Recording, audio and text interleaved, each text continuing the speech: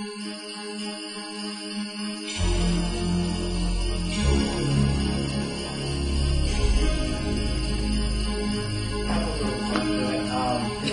like, it looks like picking sins and which one's right, which one's not.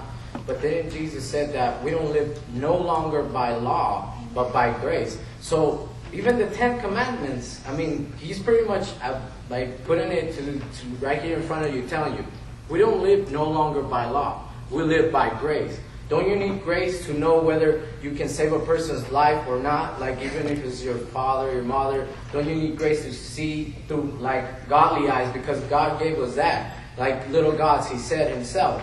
Like godly eyes to see that we can save a life by lying. I guess if you want to call it lie, I call it grace myself. And another thing that Ignacio pointed out, that, like capital punishment and capital, he keeps on going with the same thing, but yet who are we to decide, even when reading the Bible and trying to discern it by ourselves, to say, oh, he deserves to die?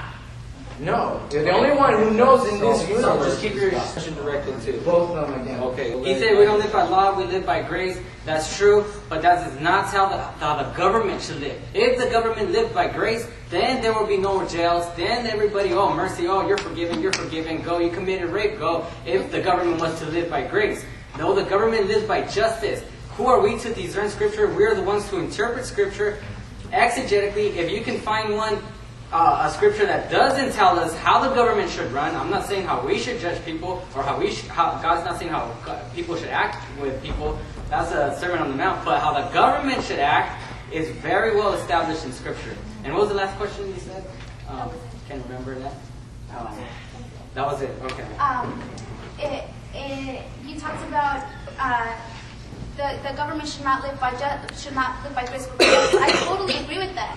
I believe government should live by justice. I believe there should be consequences for breaking the law. I just don't believe that murder is justice. It's not a fair justice. It's not a biblical justice. It's no justice at all. It is vengeful, is what it is. And so that's what I don't. That's the difference. Is that I do believe in justice. I just don't believe that the death penalty is just. When it comes to the Old Testament, the 10 Commandments. Yeah, we keep the principles of those 10 Commandments, but Paul said it, everything is permissible, but not everything makes sense. Everything is permissible, but not everything is encouraging, uplifting, or helpful. Well, hold on, Rob, sorry. Anna, didn't you say that you were backing it up with a lie, saying that a white lie is okay, basically? You're saying the Old Testimony, but then you're saying that we're not supposed to go by the Old Testimony anymore. So how could you pick one thing and say it's okay in the Old Testament and then say it's not? But because lying is explicitly mentioned again in the New Testament lots of times. Can I answer that? But you just said, where is it then in the New Testament? Because you said it was in the Old Testament. Me? And the lying was in the Old Testament? Yeah. I don't think I understand your question. Can I say something about that? Lying, Wait, there is a principle. no. Can he clarify the question? She's saying in the beginning that because people are saying like about the line, they're like, well, in the old, somebody asked in the crowd. Sorry. I can. There's your question. Okay. Go ahead. Maybe. She's saying in the Old Testament there's a principle of lying, which I think the example was when the midwives, they lied about killing the Hebrews, and that was a good lie because they were saving lives right there. And so she's saying you're using that in the Old Testament, but then you're saying, well, we don't go by the Old Testament. So how can you use both? You pick and choose what you want. We don't go by the Old Testament law because it has already been fulfilled by Jesus. So we go. It's like he says. There's difference. There's civil laws. There's moral principles. I don't believe. Listen. I don't believe in the civil laws. I don't believe in the civil laws. Those civil laws are gone. They have already been fulfilled by Jesus. I do believe in the moral principles. Like I just said, the 10 Commandments, we follow those principles. And one of the principles is lying. And not only that, it has already been explicitly mentioned in the New Testament. Does that answer your question? I'm not nullifying the Old Testament. I'm not saying we shouldn't go by it. I'm just saying the civil law. But you did say that. That the civil law. So we're gonna. Okay, so to clarify what I said, We don't follow the civil law of the Old Testament. We don't nullify the Old Testament altogether, however. Okay, so we're gonna let Ignacio, and then one last question, and then go ahead. Okay, so she agrees with me. We don't keep the civil and ceremonial laws. We keep the enduring moral principles. White lies will be a principle. If it's found in the New Testament, then you can consider it a principle. The capital punishment is found in the New Testament, not only in Revelation in Romans 13, like we were pointing, but nothing was ever said about Revelation 13. Whoever kills a man with the sword, he should be killed with the sword. Nothing was ever said about that. I like her to answer to that one. Okay, now, well, we gotta go to the next question. So, Leonel, you have a question? Yeah.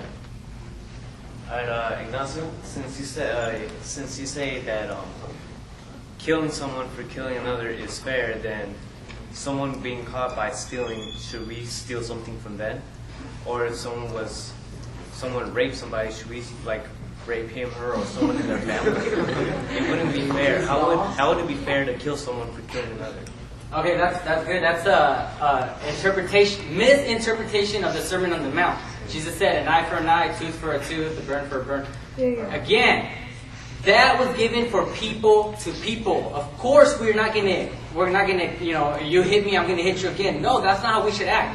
How the government should act is a different thing. How the government should operate. If you steal somebody, the government should be justice. How much did you steal? You have to repay as much as you steal. That would be justice.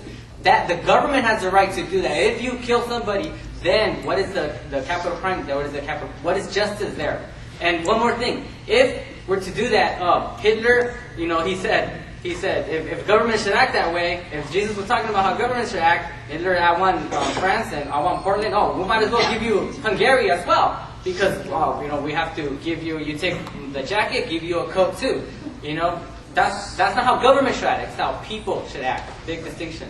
If your definition of justice is for the government to do unto you as you have done unto others, should then, to answer this question, should then, if you rape, the government rape you? Not people to people, but the government. Should the government rape you? Should the government steal from you? Should the government hit you?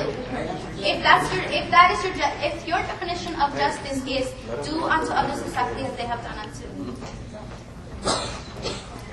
The law of retaliation doesn't say that. It just says whatever can be served for that. So if he steals a stereo, he's not going to give him another stereo. He's going to give him whatever the stereo was worth. So if you rape somebody, you're not going to go ahead and rape him. You're going to give him whatever is deserved of that rape to meet the justice.